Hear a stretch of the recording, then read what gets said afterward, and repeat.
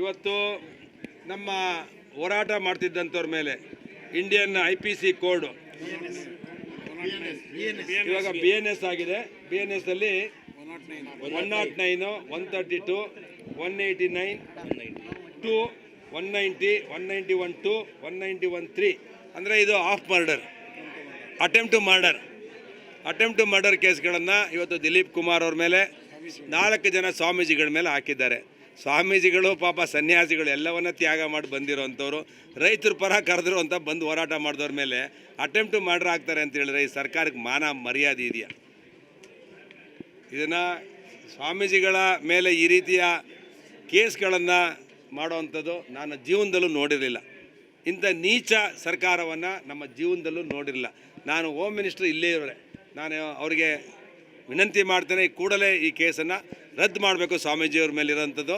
ಮತ್ತು ರೈತರ ಮೇಲೆ ದಿಲೀಪ್ ಕುಮಾರ್ ಮತ್ತು ಅದರ್ಸ್ ಮೇಲೆ ಏನು ಹಾಕಿದ್ದಾರೆ ಅದನ್ನು ಕೂಡ ರದ್ದು ಮಾಡಬೇಕು. ನಾವು ಹೋರಾಟ ಮಾಡೋದು, ನಾವು ಯಾರು ಅಟೆಂಪ್ಟ್ ಮರ್ಡರ್ ಮಾಡೋಕ್ಕೆ ನಾವೇನಾರು ಸಾಯಿಸೋಕ್ಕೆ ಹೋಗಿದ್ವು? ಅಷ್ಟು 20,000 ಜನ ಬಂದಿದ್ದರು. ನಾವು ಒಂದು ಕರೆ ಕೊಟ್ಟಿದ್ರೆ ಏನಾಗ್ತಿತ್ತು? ನಾವು ಹೋಮ್ ಮಿನಿಸ್ಟರ್ ಮೇಲೆ ಗೌರವ ಇಟ್ಕೊಂಡು ಬಂದಿದ್ದೇವೆ.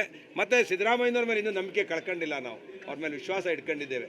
ಅವರು ಇಂಟರ್ವ್ಯೂನ್ ಆಗಬೇಕು ಮತ್ತು ಸತ್ಯತೆಗಳನ್ನು ಯೋಚನೆ ಮಾಡಿ ಈ ಕೇಸನ್ನು ಮೊದಲು ವಿಡ್ರಾ ಮಾಡಬೇಕು, ನಂತರ ಲಿಂಕ್ ಕೆನಲನ್ನು ಕೂಡ ರದ್ದು ಮಾಡಬೇಕು ಅಂತೇಳಿ ಆಗ್ರಹ ಮಾಡ್ತೀವಿ.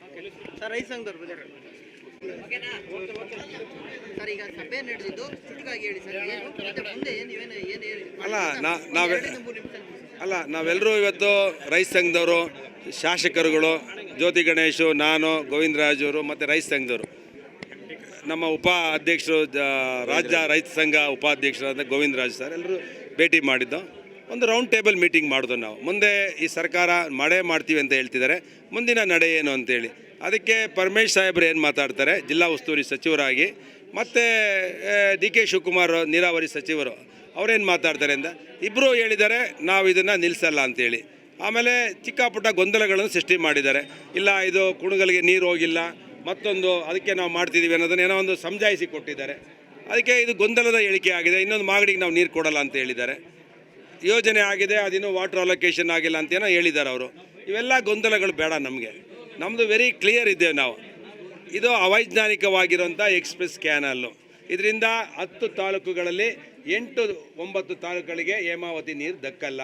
ಇದು ಅವೈಜ್ಞಾನಿಕವಾಗಿದೆ. ಇದು ಇಂಟೆನ್ಷನ್ ಆಗಿ ತೊಗೊಂಡೋಗುವಂಥದ್ದು ಮರಣ ಶಾಸನ ಅಂತೇಳಿ ನಾವು ಪದೇ ಒತ್ತಿ ಹೇಳ್ತಿದ್ದೇವೆ. ನಾವು ಎಲ್ಲರೂ ಇವತ್ತು ಆಗ್ರಹ ಮಾಡಿದ್ದೇವೆ. ಪರಮೇಶ್ವರ್ ಮುಖ್ಯಮಂತ್ರಿಗಳ ಹತ್ರ ಕರ್ಕೊಂಡೋಗಿ ಈ ಯೋಜನೆ ಬಗ್ಗೆ ಒಂದು ಸರ್ವಪಕ್ಷದ ಸಭೆಯನ್ನು ಲೀಡ್ ಮಾಡಬೇಕು. ಅಲ್ಲಿ ಡಿಸ್ಕಷನ್ ಆಗಿ ಇದನ್ನು ಕ್ಲೋಸ್ ಮಾಡಬೇಕು. ಇಲ್ಲ ಅಂತ ಹೇಳಿದ್ರೆ ಒಂದು ಕಾನೂನಾತ್ಮಕವಾಗಿ ಏನೇನು ಹೋರಾಟ ಮಾಡಬೇಕು ಅದನ್ನು ಕೂಡ ಡಿಸ್ಕಷನ್ ಮಾಡಿದ್ದೇವೆ. 1 ಲಕ್ಷ ಜನಗಳನ್ನು ಇನ್ನೊಂದು ತಿಂಗಳಲ್ಲಿ ಕೂತ್ಕೊಂಡು DC ಆಫೀಸ್ ಮುಂದೆ ಉಗ್ರವಾದ ಹೋರಾಟವನ್ನು ಮಾಡಬೇಕು ಅಂತ ಎರಡನೇದು. ಮೂರನೇದು, ಅಸೆಂಬ್ಲಿ ಪ್ರಾರಂಭ ಆದಾಗ ಅಸೆಂಬ್ಲಿ ಹತ್ರ ಇಡೀ 2 ಲಕ್ಷ ಜನ, ಪ್ರತಿ ಕ್ಷೇತ್ರದಲ್ಲೂ 20,000 ಜನಗಳನ್ನ ತಗೊಂಡೋಗು. ಅಸೆಂಬ್ಲಿ ಪ್ರಾರಂಭ ಆದಾಗ ಅಸೆಂಬ್ಲಿಯನ್ನು ಅಟ್ಯಾಕ್ ಮಾಡುವಂಥದ್ದು. ಅಸೆಂಬ್ಲಿ ಚಲೋ ಅಂದರೆ ವಿಧಾನಸೌಧ ಮುತ್ತಿಗೆ ಹಾಕುವಂಥ ಕಾರ್ಯಕ್ರಮಗಳನ್ನು 2 ಲಕ್ಷ ಜನ ಸೇರಿ ವಿಧಾನಸೌಧ ಮುತ್ತಿಗೆ ಹಾಕುವಂಥ ಕಾರ್ಯಕ್ರಮಗಳನ್ನು ನಾವು ಹಮ್ಮಿಕೊಂಡಿದ್ದೇವೆ. ಇದನ್ನು ಒಂದು ತಾತ್ವಿಕ ಹಂತಕ್ಕೆ ತೊಗೊಂಡೋಗ್ತೇವೆ. ಇದಕ್ಕೆ ಕ್ಲಾರಿಟಿ ಕೊಡಬೇಕು. ಇದು ಬೇಕಾಬಿಟ್ಟಿ ಹೇಳಿಕೆಗಳನ್ನು ಸರ್ಕಾರ ಕೊಡ್ತಾ ಇದೆ. ಅದಕ್ಕೆ ಮುಖ್ಯಮಂತ್ರಿಗಳಿಗೆ ನಾವು ವಿನಂತಿ ಮಾಡ್ತೇವೆ, ದಯವಿಟ್ಟು ಸರ್ವಪಕ್ಷ ಸಭೆ ಕರೀರಿ. ಏನು ಟೆಕ್ನಿಕಲ್ ಕಮಿಟಿ ಇದೆ ಅದನ್ನು ಇಂಡಿಯನ್ ಇನ್ಸ್ಟಿಟ್ಯೂಟ್ ಆಫ್ ಸೈನ್ಸು ಅಥವಾ ಭಾರತ ದೇಶದಲ್ಲಿರುವಂಥ ನೀರಾವರಿ ತಜ್ಞರಿಗೆ ಕೊಟ್ಟು, ಥರ್ಡ್ ಪಾರ್ಟಿ, ಸರ್ಕಾರದ ವಿಷಯನೇ ಬೇಡ ನಮಗೆ. ಈ ಸರ್ಕಾರದ ಮೇಲೆ ನಮ್ಗೆ ನಂಬಿಕೆನೂ ಇಲ್ಲ ಟೆಕ್ನಿಕಲ್ ಸಮಿತಿ ಮುಂದೆ. ಅದಕ್ಕೆ ಯಾವುದೋ ಒಂದು ಥರ್ಡ್ ಪಾರ್ಟಿಯಿಂದ ರಾಷ್ಟ್ರ ಮಟ್ಟದಲ್ಲಿ ಇಂಡಿಯನ್ ಇನ್ಸ್ಟಿಟ್ಯೂಟ್ ಆಫ್ ಸೈನ್ಸ್ ಕಡೆಯಿಂದ ಈ ಟೆಕ್ನಿಕಲ್ ಕಮಿಟಿ ವರದಿ ತರಿಸ್ಕೊಂಡು ಆಮೇಲೆ ನಮ್ಮ ಹತ್ರ ಡಿಸ್ಕಸ್ ಮಾಡಿ ಇದಕ್ಕೆ ತಾತ್ವಿಕ ಅಂತ ಆಡಬೇಕು. ಇಲ್ಲ ಅಂತ ಹೇಳಿದ್ರೆ ಸಿದ್ದರಾಮಯ್ಯನವರು ₹1 ಹಣನ ನೀರಾವರಿ ಈ ಸರ್ಕಾರ ಬಂದಾಗಲಿಂದ ₹1 ಎತ್ತಿನ ಹೊಳೆ ಯೋಜನೆಯೂ ಅನುಷ್ಠಾನ ಆಗಲಿಲ್ಲ. ಹೇಮಾವತಿಯಲ್ಲಿ ಯಾವುದೋ ಒಬ್ಬರಿಗೆ ಹಣನೇ ಬಿಡುಗಡೆ ಆಗಿಲ್ಲ. ಯಾರೋ ಒಬ್ಬರಿಗೆ ಅನುಕೂಲ ಆಗೋದಕ್ಕೆ 1,000 ಕೋಟಿ, 1,500 ಕೋಟಿ ಕೊಟ್ಟು ಮಂಗನ್ ಮಾಡ್ತಾರೆ ಅಂತ ಹೇಳಿದ್ರೆ ಈ ಸರ್ಕಾರದಲ್ಲಿ ತುಮಕೂರು ಜಿಲ್ಲೆಯವ್ರನ್ನ ನಾವು ಯಾರು ಮಂಗರಾಗಲ್ಲ. ನಾವೆಲ್ಲ ಗಂಡಸರಾಗಿದ್ದೇವೆ, ನಾವೆಲ್ಲ ರೈತರ ಮಕ್ಕಳು. ನಾವು ನಮ್ಮ ಹಕ್ಕುಗಳಿಗೆ ಹೋರಾಟ ಮಾಡಿ ನಮ್ಮ ಹಕ್ಕನ್ನು ಉಳಿಸ್ಕೊಳ್ತೀವಿ. ಸರ್ಕಾರಕ್ಕೂ ಎಚ್ಚರಿಕೆ ಕೊಡ್ತೇವೆ, ಈ ರೀತಿಯ ಗೊಂದಲಗಳು ಮಾಡಿದ್ರೆ ನಿಮ್ಮ ಜೀವನದಲ್ಲಿ ತುಮಕೂರು ಜಿಲ್ಲೆಯಲ್ಲಿ ಒಬ್ಬ ಕಾಂಗ್ರೆಸ್ ಶಾಸಕನು ಕೂಡ ಈ ಜಿಲ್ಲೆಯ ಜನ ಕ್ಷಮಿಸಲ್ಲ, ಒಬ್ಬರನ್ನು ಆಯ್ಕೆ ಮಾಡಲ್ಲ. ಇದು ಎಚ್ಚರಿಕೆ ಗಂಟೆ ಅಂತ ತಿಳ್ಕೊಂಡು ತಕ್ಷಣ ಯೋಜನೆ ನಿಲ್ಲಿಸಬೇಕು ಅಂತೇಳಿ ಆಗ್ರಹ ಮಾಡ್ತೀವಿ. ನೋಡಿ, 4 ಜನ ಮಠದ ಸ್ವಾಮೀಜಿಗಳ ಮೇಲೂ ಕೂಡ FIR ಅನ್ನು ದಾಖಲು ಮಾಡಿದ್ದಾರೆ, ನಮ್ಮ ಮೇಲೂ ಮಾಡಿದ್ದಾರೆ, ನೂರಾರು ರೈತರುಗಳ ಮೇಲೆ ಮಾಡಿದ್ದಾರೆ. ನಾನು ಇದನ್ನು ತೀವ್ರವಾಗಿ ಖಂಡಿಸ್ತೇನೆ. ನಾನು ಇದನ್ನು ಶಾಸಕಾಂಗ ಸಭೆಯಲ್ಲೂ ಕೂಡ ನಾವು ಏನು ಅಸೆಂಬ್ಲಿ ಪ್ರಾರಂಭ ಆಗುತ್ತೆ ಅಸೆಂಬ್ಲಿಯಲ್ಲೂ ಕೂಡ ಇದು ತಗೊಳ್ತೇವೆ. ನಾನು ಸಿದ್ದರಾಮಯ್ಯನವರಿಗೆ ವಿನಂತಿ ಮಾಡ್ತೇನೆ, ಈ ಕೂಡಲೇ ಇಲ್ಲಿರುವಂಥ ಹೋಮ್ ಮಿನಿಸ್ಟ್ರಿಗೂ ಕೂಡ ನಾವು ವಿನಂತಿ ಮಾಡ್ತೇವೆ. ನಾವು ಶಾಂತ ರೀತಿಯಲ್ಲಿ ಹೋರಾಟ ಮಾಡೋದು. 20,000 ಜನ ಬಂದಾಗ ಚಿಕ್ಕಾಪುಟ್ಟ ಅಹಿತಕರ ಘಟನೆ ಆಗುತ್ತೆ, ಅದನ್ನು ನೀವು ಕ್ಷಮಿಸಬೇಕು. ಒಂದು ಆಕ್ರೋಶ ಬಂದಾಗ, ರೈತರಿಗೆ ನೋವಾದಾಗ, ಚಿಕ್ಕಾಪುಟ್ಟ ಘಟನೆ ಆದಾಗ ಅದನ್ನು ದೊಡ್ಡದು ಮಾಡ್ಕೊಂಡು ರೈತರಿಗೆ ಭಯ ಒಂದು ವಾತಾವರಣ ನಿರ್ಮಿಸುವಂಥ ಸಂದರ್ಭ ಆಗಬಾರ್ದು. ರೈತರಿಂದ ಈ ಸರ್ಕಾರ ಬಂದಿರುವಂಥದ್ದು. ಈ ವಿಷಯದಲ್ಲಿ ಕೂಡಲೇ FIR ಅನ್ನು ರದ್ದು ಮಾಡಬೇಕು. ಮತ್ತು ಈ ರೀತಿಯ ಹೋರಾಟಕ್ಕೆ ತಮ್ಮ ಸಹಕಾರವನ್ನು ಸರ್ಕಾರ ಕೊಡಬೇಕು. ಯೋಜನೆ ಅಂದರೆ ಸಹಕಾರನ ಯೋಜನೆ ನಿಲ್ಲಿಸಬೇಕು.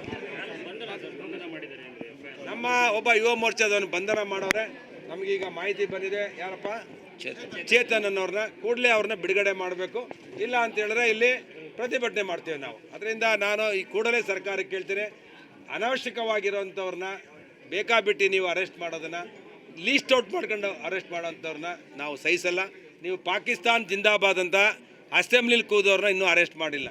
ಅವ್ರನ್ನ ರಾಜ್ಯಸಭಾ ಮೆಂಬರ್ ಮಾಡಿ ಅವ್ರ ಹಿಂಬಾಲಕರನ್ನ ಇವತ್ತು ಅರೆಸ್ಟ್ ಮಾಡಿಲ್ಲ. ಇವತ್ತು ಅವ್ರು ಹೇಳಿಕೆ ಕೊಟ್ಟಿಲ್ಲ. ಮತ್ತು ಪೊಲೀಸ್ ಸ್ಟೇಷನಲ್ಲಿ ನುಗ್ಗಿ ಧ್ವಂಸ ಮಾಡಿದಂಥವ್ರ ಸ್ಟೇಷನ್ಗಳನ್ನು ಅವ್ರನ್ನ ಕೇಸನ್ನ ನೀವು ವಿಡ್ರಾ ಮಾಡ್ತೀರಾ. ಅದರ ಮಧ್ಯೆ ರೈತರು ತಮ್ಮ ಹಕ್ಕಿಗೆ ಹೋರಾಟ ಮಾಡ್ತಿರೋ ಅವ್ರ ಪಾಪ ಏನು ಪೊಲೀಸ್ ಸ್ಟೇಷನ್ಗೆ ಆಗಲಿ ನಿಮ್ಮನ್ನೇನು ಬೈಯಕ್ಕೆ ಬಂದಿಲ್ಲ. ನಮ್ಮ ಹಕ್ಕಿಗೆ ನೀರಿಗೆ ಹೋರಾಟ ಮಾಡಿದವ್ರನ್ನ ನಮ್ಮ ಮೇಲೆ ನೀವು FIR ಆಗ್ತೀರಾ ಅಂದರೆ ಇದನ್ನು ತೀವ್ರವಾಗಿ ಖಂಡಿಸ್ತೇನೆ.